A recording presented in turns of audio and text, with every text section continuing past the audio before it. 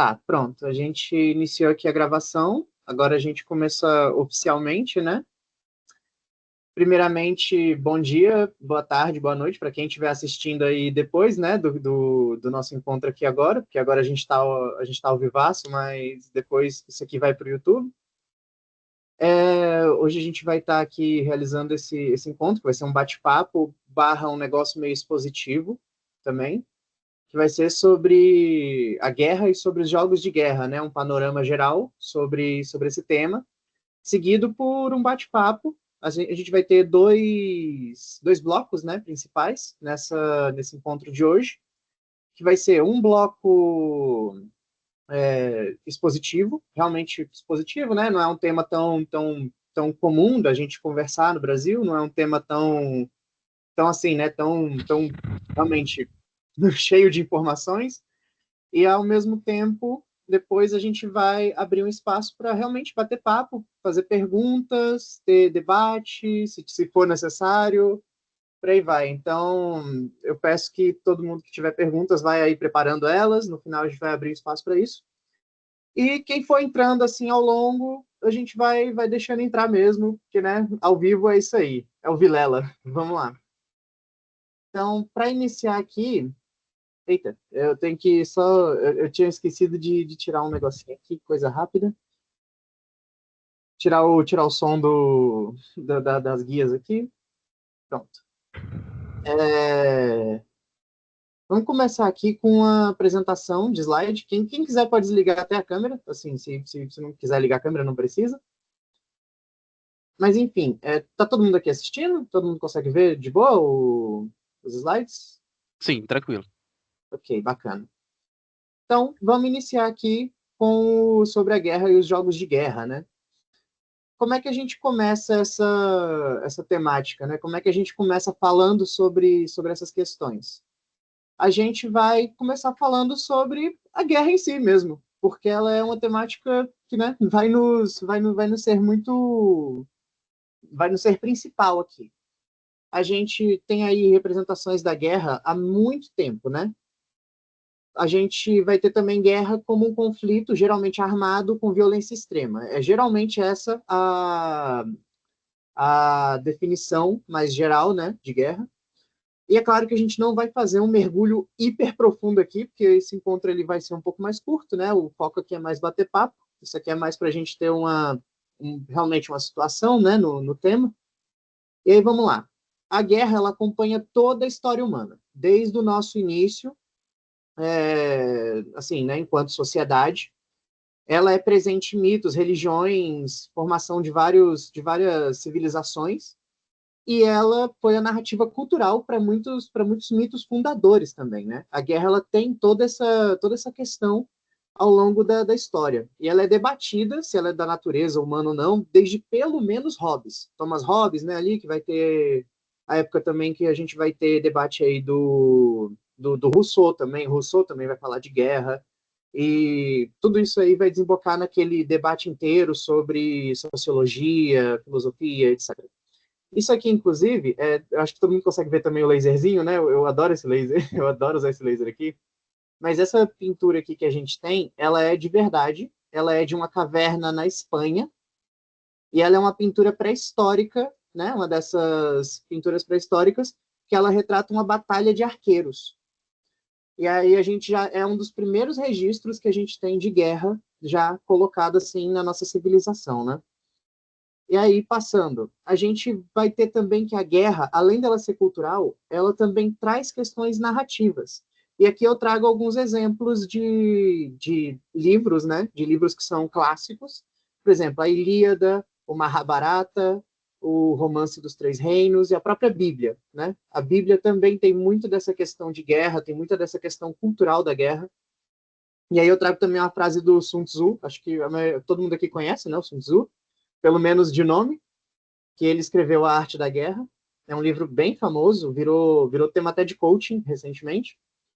E aí a frase dele é: a guerra é de importância vital para o Estado, é o domínio da vida ou da morte. Então a gente já tem essa ideia de que a guerra ela é uma ferramenta cultural, política e social desde muito tempo, assim. Aqui eu trago uma imagem também que é uma batalha japonesa, é uma pintura de uma batalha no Japão. Não sei qual batalha, não posso precisar qual batalha é, mas essas representações já existem há muito tempo. Não sei se vocês também conhecem as obras que estão aqui, todas elas. O Mahabharata é um épico hindu. O Romance dos Três Reinos, ele é um épico chinês muito bom, inclusive. Ele é um clássico da literatura chinesa. A Bíblia, todo mundo conhece a Bíblia. E a Ilíada é grego, é grego. Eu lembro que é grego. Não posso dizer agora quem foi que escreveu a Ilíada. Vou ficar devendo dessa vez. E aí a gente também vai ter a relação dos jogos de guerra já nessa época com a cultura da época. Porque, por exemplo, a gente vai ter como exemplos aqui o Go e o xadrez. Aqui a gente tem uma mesa de Go, né? Como a gente pode ver. É um jogo onde você tem que cercear territórios. Todo mundo aqui, eu acho que chegou a experimentar Go também, nas nossas oficinas práticas. E aí isso reflete um pouco da visão da época sobre as batalhas. A gente tem o costume de pensar nas guerras e nas batalhas, né, antigas especialmente, como sendo aquelas coisas meio de filme, né, meio de série, onde a galera tá olhando para um mapa visto de cima, tem várias miniaturazinhas que as pessoas vão mexendo pelo tabuleiro, enquanto isso eles vão discutindo planos de batalha. Isso é completamente uma invenção de Hollywood. Isso aí não existia, pelo menos no período antigo. Por quê? Porque os mapas eram muito rudimentares, eles eram caros, era difícil de se produzir um mapa, o conhecimento cartográfico também não era tão assim, né? Isso, é claro, a gente está falando ali da Europa, da Ásia, de outros locais, né? A gente não está falando das Américas. Na verdade, infelizmente, os nossos registros sobre as Américas, eles são meio escassos. Isso nós sabemos muito bem por quê, né? A gente tem toda uma promoção aí de apagamento histórico. Mas, fora isso, além disso, como é que eram representadas, né, as batalhas nessa época? Eram todas elas, geralmente não era visto de cima, já que você não tinha, né, todo esse acesso. Então você tinha que ver o que você via ali no campo e era o que você tinha no campo. A gente tem muitos relatos de generais que ficavam só tendo relatos de batedores, né? A galera ficava lá observando, observava a guerra, voltava, falava para o general. E o general só dava uma resposta. Até porque as batalhas elas tinham que ser mais simples. Ser mais simples era o natural, porque não se podia ter toda essa complexidade que tem hoje. Você tem arcos e flechas, você tem cavalaria e você tem infantaria. Então, o que você faz? Terreno mais alto é mais vantajoso, terreno com vegetação alta é bom para esconder suas unidades, cavalaria é boa para flanquear suas unidades. Geralmente não ia muito além disso, mas muita gente ficava, entusiastas militares, né, na época, achavam isso muito, muito ruim, já achavam que isso não era tão representativo. Por exemplo, o xadrez mesmo, ele já era criticado nessa época, porque apesar dele ser um bom jogo de estratégia, ele não representa com fidelidade, né, um campo de batalha. Não tem como representar 100% campo de batalha. Pelo menos nessa época, né? Então a gente vai ter sempre essa representação abstrata, né, da hierarquia, do movimento, e a maioria dos jogos nessa época vai ser também mais abstrato. E aí depois a gente já avança aqui para a época da Era Vitoriana, né? A gente já vai dar um pulo enorme aqui de tempo. A gente já vai para o século XIX ali, que a gente vai ter aí a criação da pólvora. E a pólvora, ela aumenta a complexidade das batalhas e, consequentemente, ela demanda um avanço tecnológico. Porque agora você tem artilharia, você tem arma de fogo, armaduras já não são mais tão importantes para pessoas assim, né, no campo de batalha. Já não é uma coisa que você vai ter em grandes quantias no campo. Aqui, inclusive, a gente tem uma imagem do Napoleão Bonaparte. É uma pintura que é dele mesmo. Dele não é, né? Mas retrata-o. E é da época dele. E aí a gente vai ter a evolução da cartografia, com balões, com vários outros métodos, né? De olhar assim o mundo. A gente aumenta a exploração também do mundo, tanto a exploração no viés capitalista, quanto a exploração no viés de realmente, né, de recurso, de como a cartografia vai se expandindo, mapeamento da África, mapeamento de outros países, por aí vai, né? E com esse aumento da complexidade da cartografia, a gente tem aí o início da evolução desses jogos, porque a gente vai ter o Kriegspiel, que é um jogo prussiano, lá da Prússia, né, aquela região germânica, que era muito entusiasta de guerra. Eles têm, essa região sempre foi muito, a Europa, como no geral, né, sempre foi muito nessa questão da guerra. Eles sempre foram muito um povo que gosta muito de provocar conflito, e muitas vezes de não resolvê-lo. E aí surge no século XIX essa simulação militar que ela é mais realista. E aí começa-se a buscar um realismo dentro dessas simulações de jogos de guerra, porque, de acordo com a visão do pessoal da época, isso ajudaria muito a você expandir o seu repertório militar, a você antecipar coisas, e a gente já começa a ter alguns sistemas que são bem interessantes.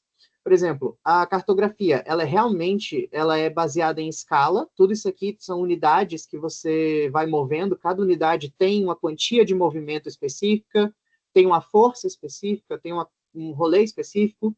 E a gente também vai ter o uso de dados.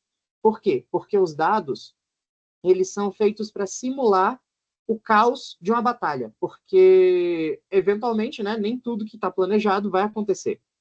Batalhas não são coisas tão exatas, né? Não pode ser tão exato, porque tem aí habilidade pessoal, habilidade do comandante, por aí vai. E aí, esse jogo também ele foi muito popular, ele se popularizou muito com a nobreza prussiana e nas escolas de guerra, nas escolas e faculdades, né, de guerra, porque não era um esporte para pobre, não era um jogo para a pobreza geral, não era um jogo para acesso geral ao público. E isso, hoje em dia, a gente tem ramificações também desse quesito. Aqui, por exemplo, a gente está vendo, esse aqui é uma imagem de um treinamento, uma tenda de treinamento militar de realidade virtual do exército britânico. Esses soldados que vocês veem aí, eles são da artilharia britânica, e eles estão fazendo um treinamento com realidade virtual sobre, né, posições de artilharia, como mandar configurações, etc. Isso tudo numa tenda, e é um treino comum, é um treino tido como comum para eles, né?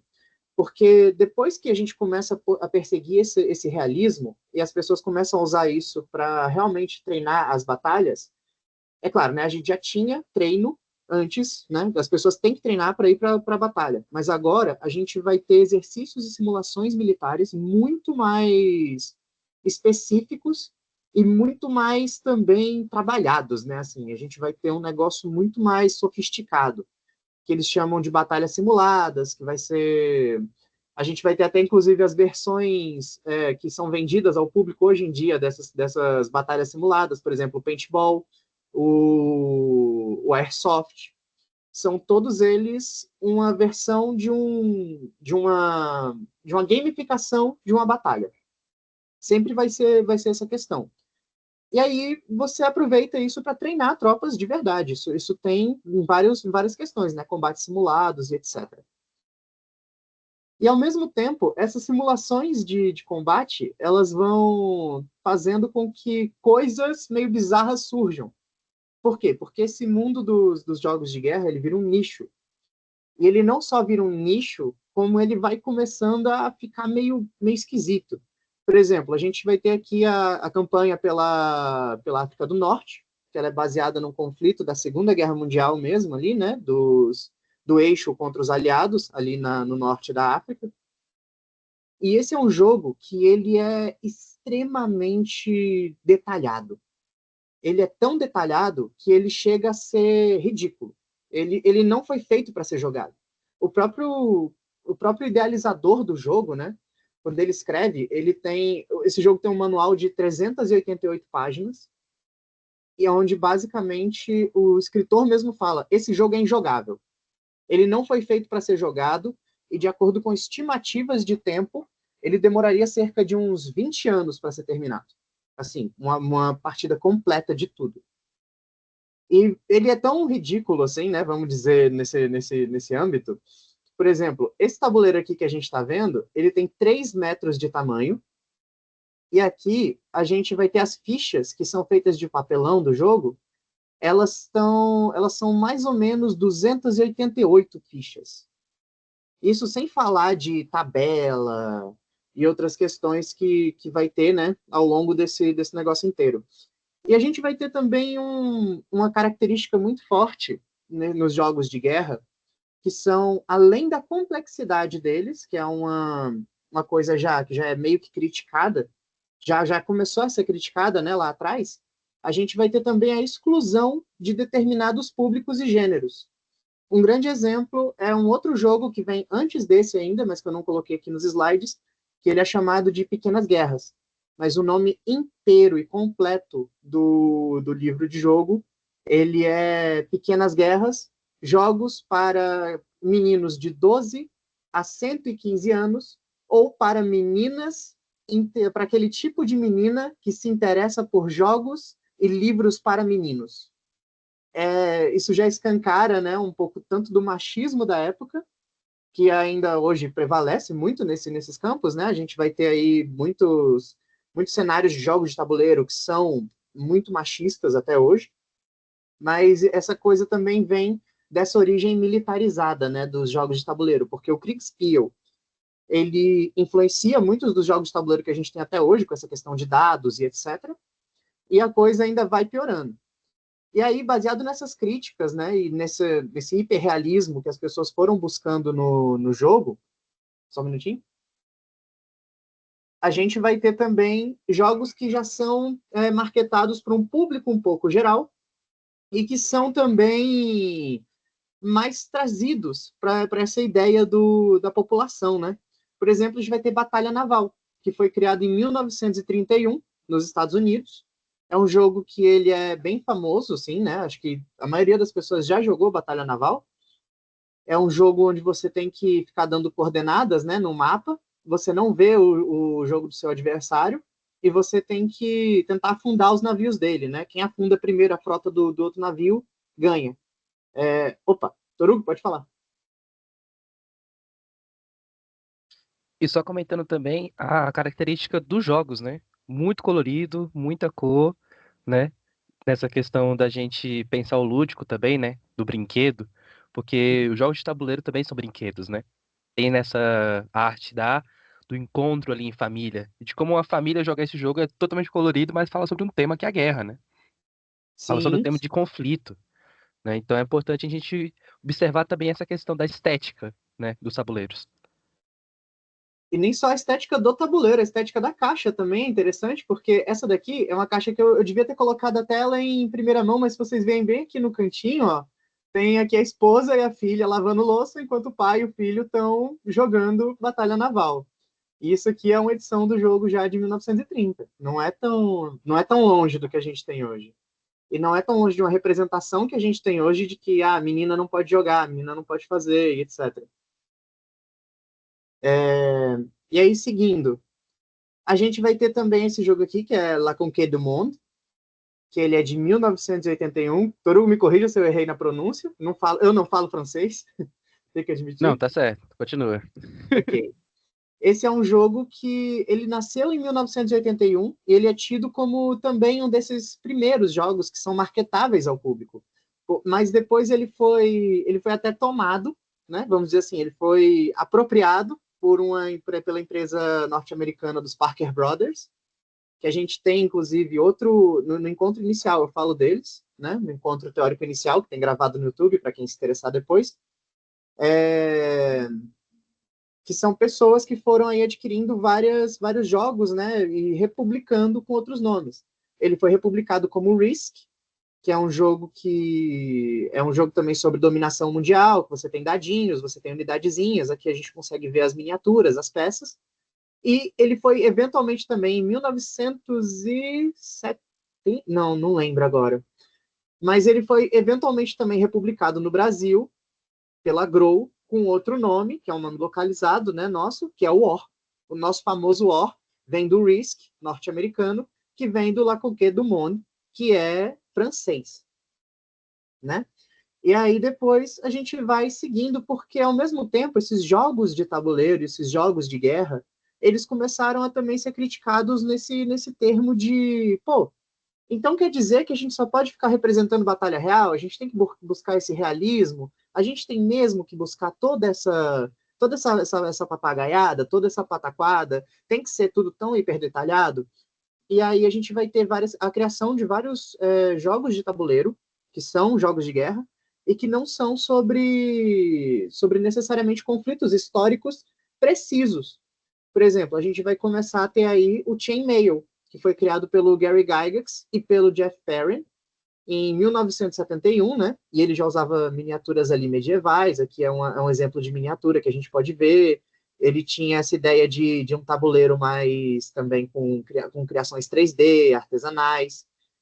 E, eventualmente, se perguntando sobre essa questão, né, da guerra, eles acabaram lançando um suplemento para esse jogo, que foi um suplemento de fantasia medieval e que eventualmente se torna o primeiro RPG de mesa que a gente tem da história, que é o Dungeons and Dragons. Ele foi criado a partir deste jogo de guerra, que é o Chainmail, e até hoje a gente tem uma grande influência nos RPGs de mesa dos jogos de guerra sobre os RPGs de mesa, porque a gente vai ter aí toda essa questão de chamar de campanha vem a alusão de campanhas militares, enfim, tem vários desses paralelos, né? Vem desse ponto que a galera se perguntava, pô, a gente controla exércitos inteiros, e se a gente controlasse unidades que são extremamente customizadas, que são extremamente colocadinhas ali no campo de batalha, e que a gente tem habilidades especiais, etc. E isso se tornou a semente do que hoje é o RPG. Então a gente tem aí todo esse histórico, um histórico bem atrás, para chegar no RPG, que é um tema também que me é muito caro, mas que nós não entraremos aqui hoje, né? Porque o tema são realmente os jogos de guerra. E aí os jogos de guerra eles vão evoluindo mais ainda, ao ponto de que hoje a gente tem coisas que não são só guerra pela guerra, né? A gente tem coisas que não são aí somente o jogo de guerra que simula a batalha. A gente vai ter, por exemplo, aqui esse jogo que é o Escape Box Risk, que ele é um jogo francês, que eu sou doido para ter esse jogo. Eu não vou mentir. Meu desejo, assim, meu sonho é ter esse jogo, trazer esse jogo, porque eu acho ele muito performativo. E qual é a ideia dele? Ele funciona na premissa de que você tem um jogador que vai ficar ali controlando os resultados, e ao mesmo tempo que ele controla os resultados, a historinha é que você é um auxiliar de um general, né, no campo de batalha, entra um vento muito forte na tenda, bagunça todos os documentos ali que você ia ter, né? E depois que bagunça esses documentos, eles saem voando, sobra para você e para os outros auxiliares tentarem reorganizar esses documentos e deixar eles prontos para o general quando ele chegar, né, depois dessa 1 hora, ele vai chegar e se não tiver arrumado, ele manda vocês para um pelotão de fuzilamento. E eu não estou brincando, isso está nas regras do jogo. E aí cada jogador vai ter uma profissão, né, um local um local de trabalho ali, um é espião, outro é general, outro é almirante, e por aí vai, né? E eu acho que é isso. É meio que é isso mesmo. Eu só queria fazer esse panorama, terminando aqui já, né? É só esse panorama rápido que eu queria trazer, até porque eu acho que o foco hoje é mais da gente conversando aqui, do que necessariamente fazer essa exposição.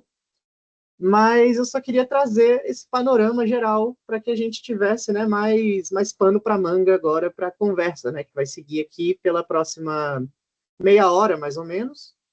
Mas, a depender, né, voltamos aí a conversar.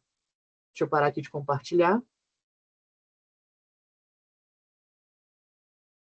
E é isso, estamos abertos. Então, continuando aqui só o raciocínio, né? Deixa eu ligar a minha câmera aqui também, né? Posicionar para aparecer. A galera saber quem sou eu também, né? Então, eu anotei algumas coisas aqui pra gente continuar nosso debate. Que, assim, você fez um passadão, né? Uma análise positiva sobre os jogos. Uhum. E é engraçado como você fez o acompanhamento também da tecnologia, né? ao longo de como os jogos eram representados. Eu quero voltar para esse assunto para a gente debater sobre como as mudanças no mundo real impactaram também nessa estética, né, nessa visualidade. Porque você falou sobre a questão da que a guerra anteriormente, né, era aquele plano feudal, 1500, 1600, antes da invenção da pólvora, ela era feita de uma coisa, né? Ela tinha ali um glorificamento, né, que a gente pode falar assim, né? E depois da questão da pólvora se tornou mais complexa, né? Até fazendo certa uma alusão assim, por exemplo, ao teatro de sombras. Como antes não existia luz elétrica, todos os teatros, as figuras eram perto da parede, quer dizer, perto da tela de projeção. E não tinha como sair a figura de perto da tela, porque aí ela ficava turva, não dava para ver. Então o espetáculo foi feito para ser daquela forma. Então o espetáculo tradicional de sombras é feito daquela forma porque naquele tempo só podia ser feito daquela forma. E assim com o advento da luz elétrica, que a gente pôde distanciar o ator da tela. E aí surgiu várias coisas que a gente pode considerar agora como um teatro contemporâneo de sombras. Trazendo isso para a nossa estética aqui do jogo, assim. Eu queria que você falasse um pouco mais sobre essa questão da tecnologia também envolvida com a guerra. Porque a gente sabe que, por exemplo, vários avanços tecnológicos só foram possíveis por causa que houve guerras. Era um artefato, né? Assim, de dominação, de falar que você tem poder, você ser avançado tecnologicamente. Então eu queria que você dissertasse um pouco sobre também. Ah, não, com certeza. Você quer algum aspecto específico, assim, ou geral, um geralzão? Não, o que vem na sua cabeça mesmo. O que vem na Eu sua acho cabeça. Se que quiser lembrar da coisa.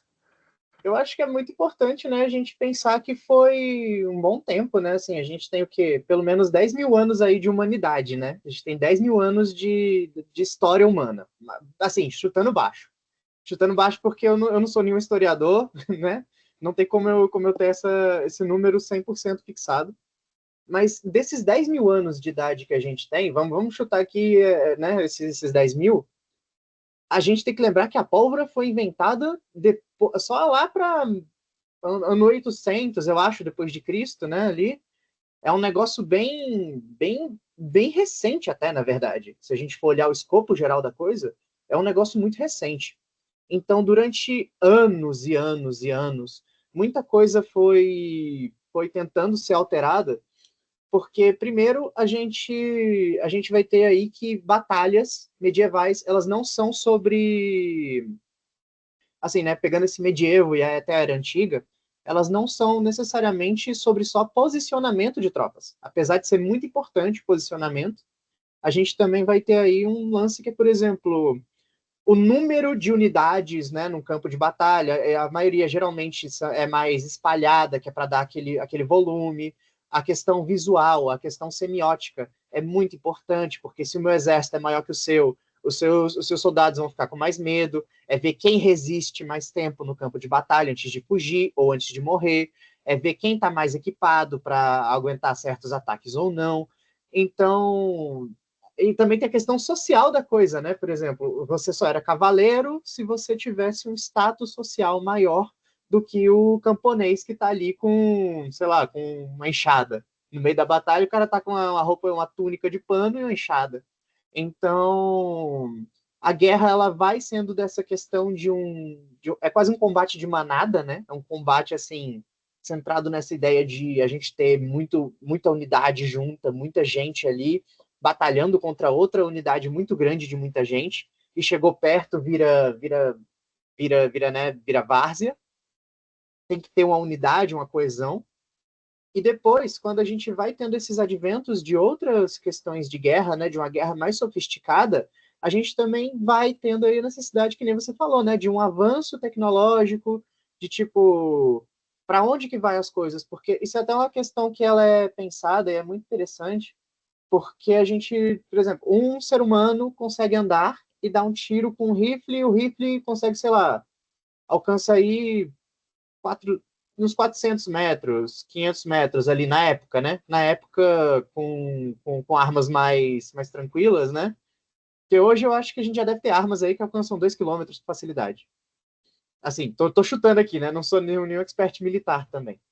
Mas, por exemplo, um canhão de artilharia vai ter um alcance que é tremendamente maior do que um arquebuz, do que um mosquete, do que uma pistola, né? Ali, aquelas pistolas de pederneira mais antigonas, aquelas garruchas de pirata, né? Que a gente costuma ver muito. Então, isso demanda mesmo que os planos sejam mais específicos. E é até interessante você falar desse negócio da glorificação da guerra, porque a gente vai ter muito isso lá no Japão, né? No Japão feudal. Tanto que aquele filme, até, é claro, né? Ainda é coisa de filme, mas acho que cabe uma citação ao Último Samurai. Não sei se você já assistiu, Torugo, O Último Samurai. É, tipo, esse filme ele retrata essa época, né, da queda do shogunato. É a queda do shogunato, é a ascensão do imperador japonês, né, enquanto realmente uma potência ali, não só política, mas uma potência militar.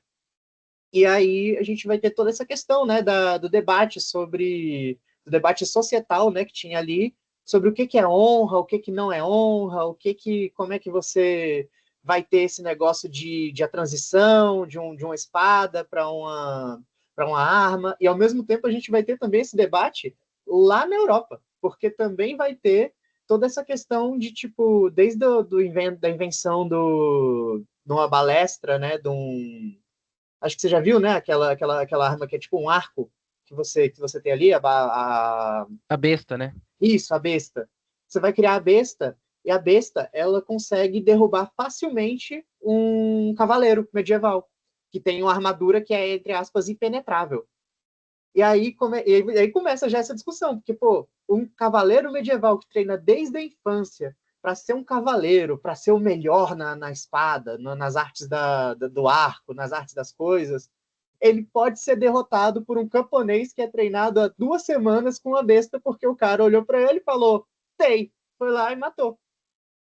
Então começa a ter essa discussão de o que é honra de verdade no campo de batalha, o que é essa coisa de verdade, o que é ser um soldado, oh meu Deus, e essa discussão ela vem da nobreza, passa da nobreza para a burguesia, e aí tanto que depois a gente vai ter muitos casos, inclusive na Primeira Guerra Mundial, de oficiais, que são geralmente também né, de famílias mais influentes e nobres, falando que a verdadeira nobreza em guerra e essas coisas é morrer pelo seu país, deixa de ser só uma questão de guerra, de vitória em batalha, de glória, e vira uma questão de você tem que defender o seu povo e a sua bandeira. Então vai se tornando isso, né? Não sei se isso te satisfez, se essa resposta te satisfaz. Não, satisfaz, porque a gente já entra no outro assunto também importante pra gente falar aqui, né? Porque avançou o jogo, beleza, a gente debateu o que que é honra, debateu a glorificação da guerra. A gente chega à questão política, né? Que você falou aí, né? Das classes e tais. Porque isso também vai refletir na maneira que a gente joga o jogo, né? Dessa performatividade que a gente tem. Eu lembro Uhum. muito de uma experimentação que a gente fez que ficou metade e metade do tabuleiro, né? Você assumiu ali a gente estava jogando War, né, para quem tá aí familiarizado, né? Então a gente estava jogando War e War é um jogo de território, como vocês puderam ver aqui. E ele representa o mapa mundi, né? Uma apresentação assim fictícia do que seria o mapa mundi. E mesmo nesse mapa mundi a gente consegue verificar tipo assim, esteticamente, aquele continente ali é a América do Norte, esse continente aqui é a Ásia. Apesar de não ter sempre esses nomes, né? Alguns nomes de cidades vão ser realmente colocados no jogo propositalmente, outros não, né? Então eles vão inventar nomes fictícios para botar uma certa localidade. Só que eu lembro nessa nossa jogatina que você ficou com uma parte da América do Norte, representando os Estados Unidos, né? E eu fiquei com a parte da Ásia, né? Representando ali o próprio da China, a Rússia, o Oriente Médio, né? E de como a própria disposição das peças no tabuleiro já dizia muito sobre o reflexo global, né? Agora, né? A gente até vê essa questão, né? Tipo, cara, como o jogo sai do da representação, né, para imitar uma coisa real. Porque ao longo das suas falas, eu fui percebendo que o jogo é uma linguagem que vai acompanhando o avanço da humanidade. Então, quando mais a humanidade ela coloca um novo patamar, assim, né, de entendimento de certas questões, como honra, tipo assim, esses conceitos subjetivos, né, o que que é honra, o que que é alegria, o que que é tristeza, o que que é sucesso, né, e de como a gente traz isso para o jogo. de como essa coisa fica escancarada, né? Essa coisa fica na nossa cara o tempo todo. Então é muito claro quando você pega o ar, por exemplo, você domina certa localidade, e você representa aquela localidade que você pegou na vida real, você fica, meu Deus, como isso diz muita coisa sobre a pessoa que eu estou sendo jogando esse jogo, né? E eu também queria que a gente entrasse nesse debate mesmo, né? De como isso também reflete nossa política e como a gente enxerga a nossa política a partir do jogo. Como esse jogo deixa de ser jogo para a gente conseguir observar a realidade. Eu acho até interessante você ter trazido isso, porque tem um negócio muito, muito maneiro nesse rolê de como o jogo ele vai virando uma coisa política, mesmo sem querer, entre aspas, ser uma coisa política, porque ele é nitidamente político, mas ele vai dizer que não é, né? Os jogos muitas pessoas vão dizer que não é político, mas é político. Tanto que, por exemplo, a gente vai ter aí uma coisa muito, muito famosa, né, entre esses jogos de tabuleiro, especialmente de guerra, são a criação de várias regras de casa, né? Tem muitas variações e vertentes diferentes de jogos, porque a mecânica em si, ela não pode ser, né, tipo, presa. Você não pode prender uma mecânica de jogo. Você não pode patentear uma mecânica de jogo. Você pode patentear um outro negócio, né? Pelo menos na legislação brasileira é assim. E aí, quando você cria esse tipo de coisa, abre espaço para que você, por exemplo, uma companhia talvez não possa falar de certas coisas, mas grupos menores podem. Porque, por exemplo, no War, né, até para quem não conheceu o War, ele tem cartas de objetivo e cartas de poderzinhos, entre aspas, que a gente pode usar para trocar por mais unidades ou por bombardeio, território, essas coisas, né, que é o que a gente tem. Tem uma versão de Risk, que Risk e War é a mesma coisa, tá, gente? Não sei se isso ficou claro aqui, né? Tipo, mas é basicamente a mesma coisa, né? Os dois roubaram a mesma ideia da França. E aí tem uma versão desse jogo que ela eu não lembro o nome dela agora, mas ela foi criada na Inglaterra, eu acho, não tenho essa certeza, mas é uma versão que vem outras cartinhas. E são cartas que são claramente políticas. Porque as cartinhas de poderzinho, elas não são sobre, né, só ganhe tal exército, faça tal coisa, bombardeie tal território. Não. Elas são tipo, lance uma bomba nuclear num território à sua escolha. Esse território fica inutilizado por todo turno, por todo o resto do jogo. Tem coisas que são, tipo, sei lá, rebelião armada. Selecione um território aleatório que sempre vai crescer uma quantia de exércitos lá, mas é uma rebelião que as pessoas só ficam ali na defensiva. Você só ataca aquilo ali se você precisar daquele território. As pessoas ali, os rebeldes, não vão atacar outros locais.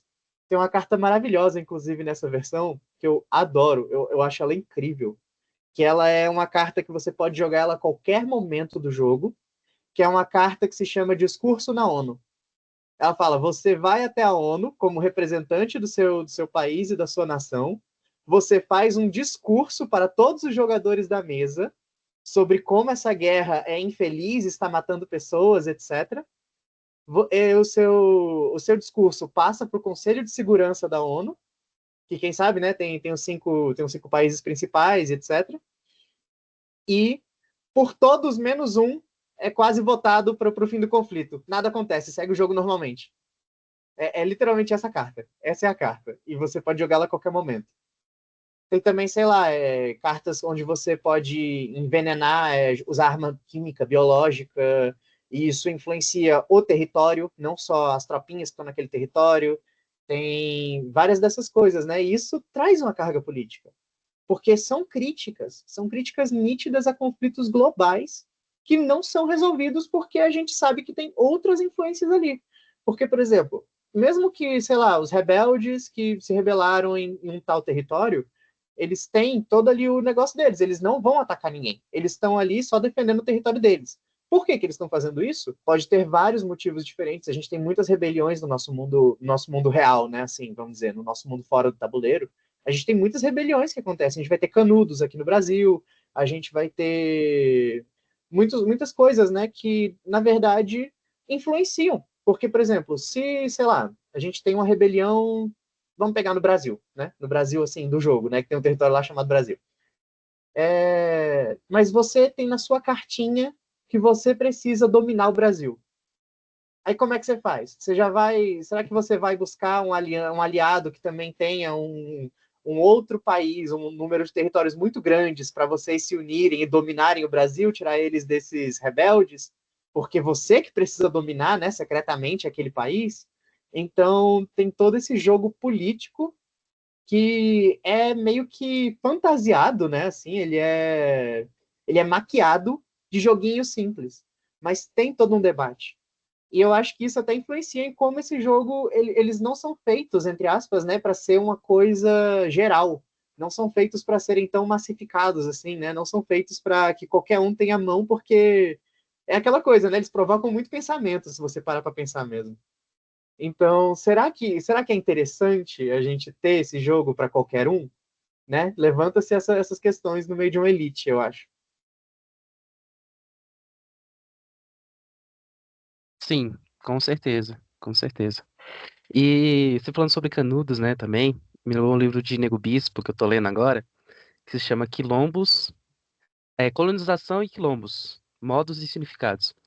Que ele vai falar sobre exatamente a questão de como essas guerras, né, Canudos, Pau de Colher, que ele retrata no livro, vai mexendo, né, com o que é observado, né? E trazendo pro nosso debate de hoje, perdão, um momento.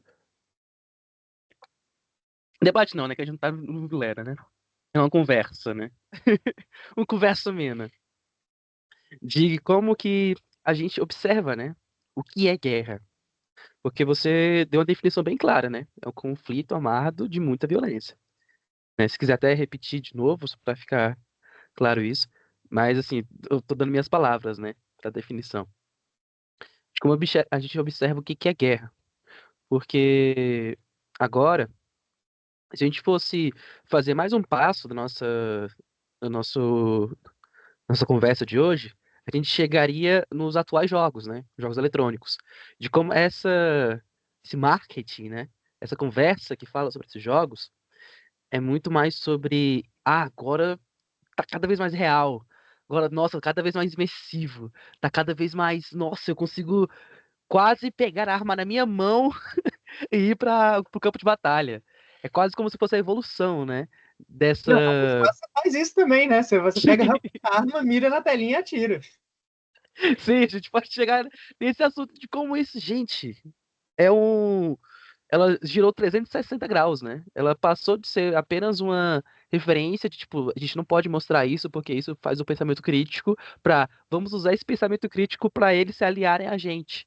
De como a gente mostra esse jogo, de como eles devem fazer pra quando a gente chamar eles, né? Pra não ficar nessa questão de eles, nós, né? Que a gente não sabe quem são eles, a gente sabe quem não somos nós. Pra ficar, por exemplo, um Estado imperialista. Ele propaga esses jogos de guerra como quase uma simulação do que é uma guerra real, né? Se a gente fosse trazer para uma simulação de drone, uma simulação de trincheiras, né? E de como isso é usado para entrar na cabeça dos jovens para ficar, guerra é legal, nossa, quanto mais baixos eu vou ter, mais eu vou ficar no topo da tabela, né? E de como isso também causa uma lavagem cerebral dos alunos, né? Quer dizer, não, não, né? Das pessoas que estão em formação. De como essa lavagem cerebral sempre vai ser uma glorificação de, pô, eu queria estar lá, eu queria lutar por esse país. E de como também é muito proposital, né? A gente também se atentar, proposital e objetivo, a gente se atentar que isso é um marketing de um poder dominante. Porque a gente está falando da guerra que foi vencida.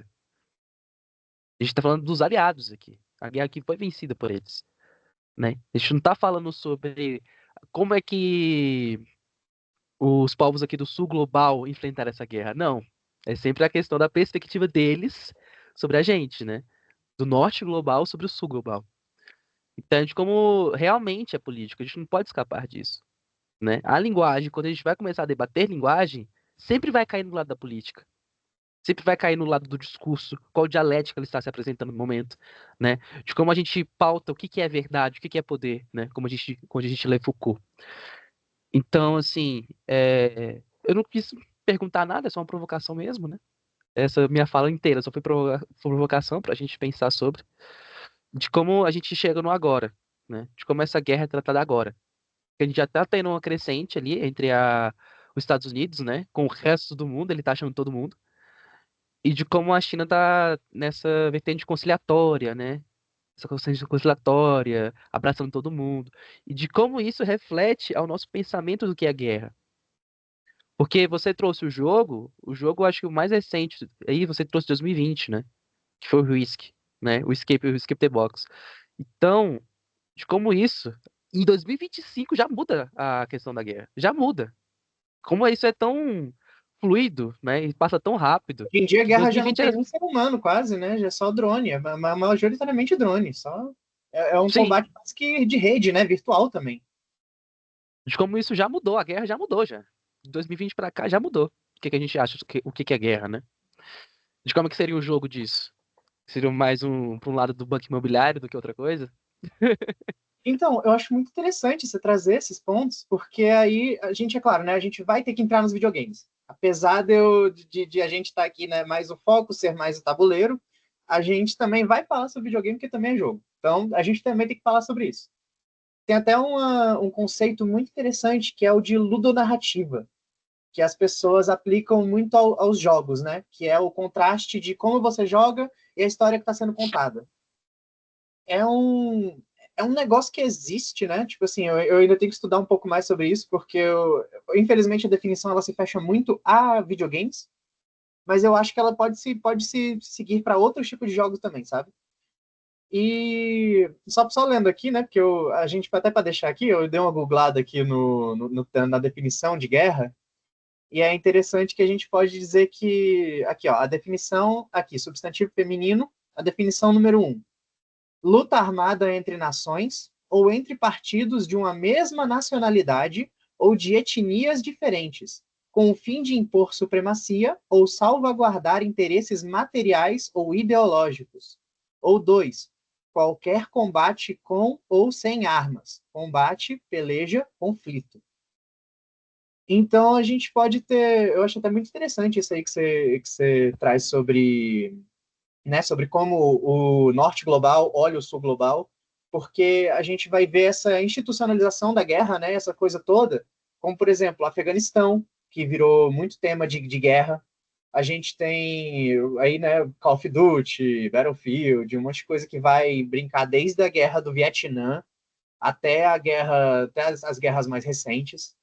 E aí, para além disso, a gente vai ter Metal Gear, que eu posso trazer de novo aqui Metal Gear, que eu trouxe lá no encontro lá atrás, mas eu trago aqui de novo porque no Metal Gear 2, inclusive, tem essa discussão, né, de tipo assim, que tem o Snake e tem o Raiden.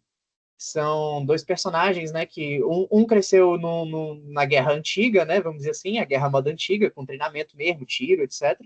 O outro foi treinado numa unidade virtual, né? Ele foi treinado completamente através de uma unidade virtual. E aí o Snake traz até um questionamento que eu até gostaria de trazer para cá também, que eu acho muito legal esse questionamento, que é tipo, a guerra transformada em videogame, a gente está adicionando peso ou tirando peso da realidade? Porque você começa a perder aquela ideia de tipo, ah, se eu morrer eu só perdi pontinhos, tanto faz. Até você tomar um tiro de verdade. Até você ver que você sangra, né, de verdade no mundo real. Que você, assim, uma coisa que todo mundo critica, né, muito até nas séries tipo Far Cry mesmo, por exemplo, é que você é um exército de um homem só, você consegue tomar 500 tiros, você consegue tomar até míssil na sua cara, você não morre, tipo, você não vai morrer, mas todo mundo morre com um tiro, você não, porque você é o herói. Você tá ali na posição de você é você. Você tem o controle total, você tem todas as armas que você quer, você tem tudo, né? Então, como isso vai descolando, né, a mentalidade das pessoas sobre o que é guerra. E ao mesmo tempo, como essa institucionalização, eita, quase que não sai, essa institucionalização da guerra, ela também vai afetar sobre a forma como a opinião pública vê a guerra. Porque, por exemplo, a gente leu aqui, eu li aqui, né, a definição da guerra. E quando a gente vai ver, por exemplo, facção central falando que isso aqui é uma guerra, né? E a gente vai lembrar de guerras realmente entre facções criminosas, entre polícia, invasão de morro, várias outras coisas que são da realidade do povo brasileiro, né? Tiroteio na rua, coisas assim. a gente não vai ter o mesmo olhar que a gente teria, por exemplo, a uma guerra da Ucrânia ou a uma guerra Palestina-Israel, porque não é institucional e não é uma narrativa que é palatável, né, a quem quer propagar a guerra. Porque, por exemplo, se a guerra é um conflito armado entre dois partidos diferentes dentro da mesma etnia ou não, uma guerra por um morro ou uma batalha por um morro é uma guerra também e tem que ser discutida como tal, mas não é discutida como tal, porque tem uma pauta moral em cima. Então, como é que as coisas vão se transformando disso ou não? E como é que a gente vai tirando peso também ao mesmo tempo disso? Porque não é noticiado também como guerra. É noticiado como outras coisas, né? Às vezes até como uma glorificação. A gente vai ver aí, por exemplo, jornais que usam isso para realmente ser um espetáculo. E essa espetacularização da guerra, ela começa, se eu não me engano, lá na Guerra do Golfo, porque ali os jornalistas não faziam só uma reportagem sobre a guerra, eles faziam realmente um esforço cinemático, e isso tem até em registro, né? Tem coisa falando, que é um registro realmente assim, um negócio cinemático para parecer um filme, para parecer que é realmente um filme ali onde os soldados são heróis e etc. E tem toda essa coisa. E depois a gente vai ter filmes sobre como a guerra afeta negativamente também os soldados, que é, por exemplo, Rambo, o primeiro Rambo, não sei se você já assistiu, Rambo 1. Rambo Sim. 1 é maravilhoso. Eu acho aquele filme incrível. Eu acho que aquele filme ali é um retrato perfeito, né, do guerreiro do Vietnã, que era um cara fodão, e quando chega aqui na América, ele é só um assassino comum. Ele vira um vagabundo, né? A própria lei conservadora do país, que não permite a vadiagem, que era uma coisa que também teve no Brasil, inclusive com os negros, com os capoeiras, né, com os sambistas, com vários movimentos. Lá também afetava soldados que, tipo, ele até fala, né, naquele discurso maravilhoso do final do filme, sobre como no Vietnã ele andava com um equipamento de US$ 1 milhão. Aqui ele não consegue emprego de lavador de carro. Então tem todo esse negócio, né? Essa parada da institucionalização, para onde vai a guerra, o que é guerra e o que não é, e o que merece a sua atenção enquanto guerra na mídia e o que não merece. Tem todo esse debate, né? E acho engraçado que você utiliza o exemplo do Rambo, né? Porque a direita usa mais o exemplo do Rambo 2, né? Aquele cara que vai ir salvar todos nós, né? Aquele cara foda que vai carregar duas metralhadoras, um em cada mão, né? E salvar a pátria. Não, e que tem a frase até, né, no filme, eu acho que é no Rambo 2 tem essa frase do dessa vez nós vamos ganhar, né? Dessa vez nós somos os mocinhos. Tipo, eles trazem isso no filme, eles querem trazer isso no filme também. Então, é perfeito. Acho que a gente deu para debater muito aqui sobre a guerra. Claro, a gente poderia debater aqui muito mais. A gente poderia chegar muito mais longe, né? Só para eu pontuar novamente, né? A questão que a gente estava conversando aqui agora, que eu até escrevi assim, como o jogo mistifica o real para ele ser mais palatável e como a mídia faz uma propaganda lúdica para o público, né? A gente falou muito sobre linguagem aqui, estética, né? O que que é guerra, definições aqui, né? De como assim o jogo está dentro dessa vertente de como faz ele ser essa ideia ser propagada, né? Essa definição ser propagada, né? De como a gente observa isso, de que para você observar a guerra, a primeira definição que você tem, que você falou aí no dicionário, é um confronto entre dois grupos diferentes. E depois a segunda definição que vai ser apenas um confronto, né? Conflito. Né? Eu acho até muito interessante ressaltar em como a colocação desse primeiro lugar de definição, esse segundo lugar de definição, também diz muito sobre como a gente interpreta a guerra, né? O diferente primeiro, para depois apenas o conflito, né? E de que eu acho que a gente deu para conversar bastante aqui hoje, certo? E, bem, eu tô contemplado, não sei você. Ah, eu tô tranquilo, sim, né, também, eu acho que é isso, né? Mas realmente, eu gosto de até ressaltar de novo aquela pergunta, né? Quando a gente vai, realmente, como você falou, né, de mistificar a realidade. De tipo, até onde a gente está mistificando, até onde a gente está naturalizando e até onde a gente está adicionando peso. E como que isso chega, né, para as pessoas? Como é que isso vira alguma coisa? Como é que isso não vira alguma coisa? Porque eu acho que isso é muito interessante também da gente trazer para o contexto brasileiro, porque o Brasil é um país muito pacífico. querendo ou não, acho que o último conflito, assim, a gente teve envolvimento na Segunda Guerra, a gente teve envolvimento, não lembro se a gente teve envolvimento muito grande na Primeira Guerra, não foi muito envolvimento, mas a gente teve um envolvimento enorme, por exemplo, na Guerra do Paraguai, né, aqui, que foi um massacre, assim, foi um negócio sinistro, foi um negócio bem gigantesco, né, assim. E ao mesmo tempo a gente tem também essa noção do pessoal da Segunda Guerra, né, da FAB, não, da FEB, perdão, que é a Força Expedicionária Brasileira, né, a galera das Cobras Fumantes, que foi lá para a Itália para lutar. E, apesar de tudo, a gente vê o perfil das pessoas. Eles não sabiam para o que eles estavam entrando. Muitos estavam ali sem saber nem ler, eles não sabiam ler. Tanto que tem uma história muito engraçada que eu já nem sei se ela é verdade ou não, né? Apesar deles terem sido lutadores muito bravos, o governo alemão não queria fazer guerra com o Brasil. Tanto que a gente tem ali, né, toda aquela história do Vargas, que quem construía a siderúrgica primeiro, né, se era o bigodinho lá se era o nosso o bigodudo da Alemanha, ou se era os Estados Unidos, quem que ia financiar primeiro essa construção, né, da siderúrgica no Brasil, quem ia apoiar a nossa indústria. E ainda estava nesse tempo de conversa, né? Então, enquanto estava nesse tempo de conversa, os brasileiros já estavam lá. E dizem que os aviões, né, dos alemães passavam por cima dos brasileiros e não bombardeavam. E a galera achava estranho, né? E aí, tipo, dizem que eles soltavam bombons mesmo, de chocolates, assim, né? Tipo, soltavam em cima dos brasileiros junto com bilhetes. Só que os bilhetes estavam até em algumas línguas, né? E aí o bilhete dizia, tipo, não, por favor, não lutem com a gente, vocês não são nossos inimigos, voltem para casa, por favor, nós ainda temos muito contato, né? Só que ninguém sabia ler. E aí quem liam eram os oficiais que pegavam e falavam, ó, estão falando que vocês são frutinhas, hein? Que vocês não conseguem lutar, mandaram bombom porque falaram que é doce que nem vocês. E isso aconteceu. Tem também aquele caso típico, né, de um soldado, assim, só para a gente ver também o tipo de pessoa que a gente mandou para a guerra e que o quanto isso é ideológico também. Porque são pessoas pobres que estão ali na linha de frente e tem aquela história muito famosa até de um soldado brasileiro que ele foi render um oficial alemão que tinha uma cruz de ferro. Quem nunca viu a cruz de ferro, né? Ela é uma cruzinha assim, né? Tipo, parece a cruz de Malta. E o soldado brasileiro olhou.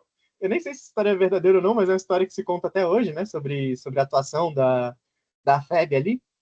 E esse soldado olhou para ele estava com ele rendido assim no rifle, olhou para ele e falou: Não sabia que você era torcedor do Vasco, pode ir embora também. Também gosto do Vasco. Se essa história for real, é muito engraçado. É um negócio assim que eu torço para que não seja real, mas ao mesmo tempo eu quero que seja real, porque eu acharia muito engraçado também. Mas é pra gente ver, né, quanta guerra é ideológica. Quem vai pra guerra? Quem é que foi pra guerra? Não foi os bonitos aqui, não foi, né, a elite do exército. Foi uma galera ali que nem sabia ler e escrever, muitas vezes. E lutaram mais bravamente do que muito americano, do que muito norte-americano e muito pessoal dos aliados aí. E até hoje tem uma participação muito jogada para baixo, a participação brasileira na Segunda Guerra.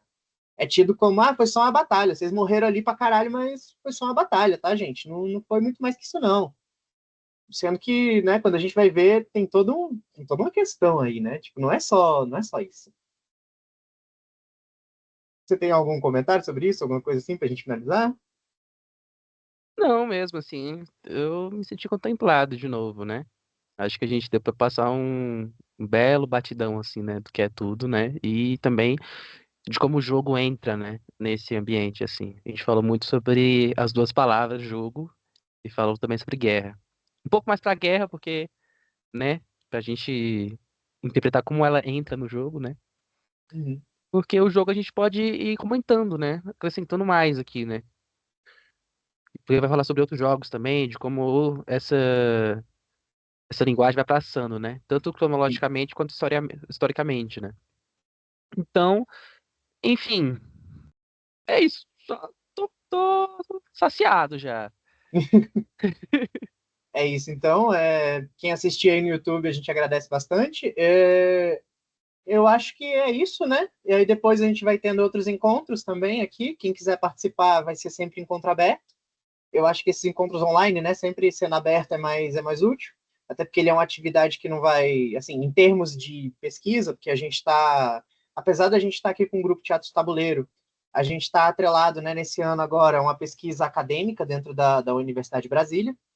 Então, esses encontros, eles não, você não ganha horas, né, não ganha um certificado por participar dele, mas você pode vir aqui, tirar suas dúvidas, conversar com a gente, porque a gente está aqui, né, promovendo esse acesso também. E é isso, né, Torugão? Acho que é isso, né? É isso. Então, deixa eu encerrar aqui a gravação. Só um minutinho.